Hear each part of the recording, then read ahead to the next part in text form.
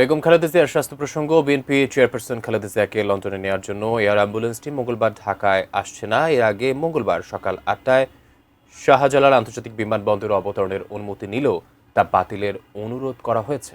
রাজধানীর এভারকেয়ার হাসপাতাল প্রাঙ্গণে আছেন সহকর্মী শেখর রাজাত। এই মুহূর্তে সরাসরি যুক্ত হবো তার সঙ্গে। শেখর রাজাত, বেগম খালেদা জিয়ার স্বাস্থ্যের আর কোনো আপডেট আছে কিনা এবং দেশের বাইরে নেওয়ার ব্যাপারে সিদ্ধান্তে কিছুটা পরিবর্তন এসেছে, বিস্তারিত জানাবেন।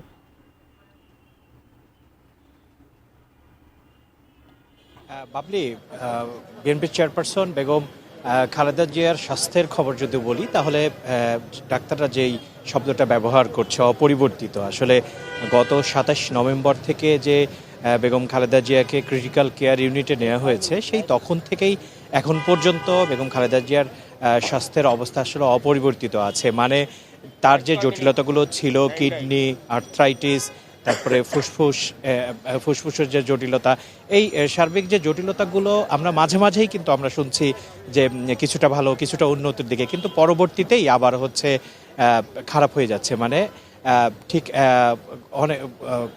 অনেক লম্বা সময় ধরে আসলে অবস্থাটা ভালো থাকছে না। স্বাস্থ্যকর অল টাইম ফ্যামিলি কেক, সব সময় অল টাইম হেলদি লাইফ।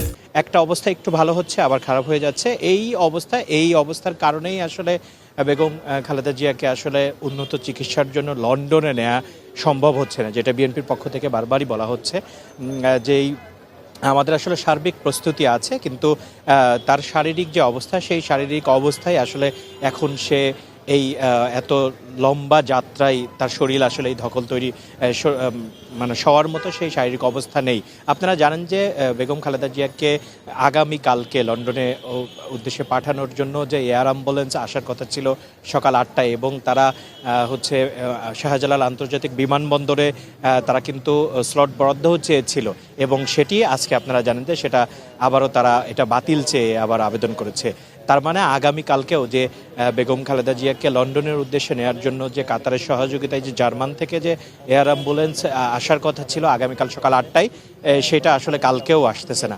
আর একটা বিষয় হচ্ছে ডক্টর জুবাইদা রহমান এখনও ভিতরে আছেন, 3:30 নাগাদ ঢুকেছেন, এবং বেগম খালেদা জিয়ার যেই চিকিৎসক আছে তাদের সাথে আলোচনা করে হয়তো আমরা আশা করছি আমাদেরকে ব্রিফিং করবে। এই ছিল বাবলি আমার কাছে এভারকেয়ার হাসপাতাল থেকে সর্বশেষ।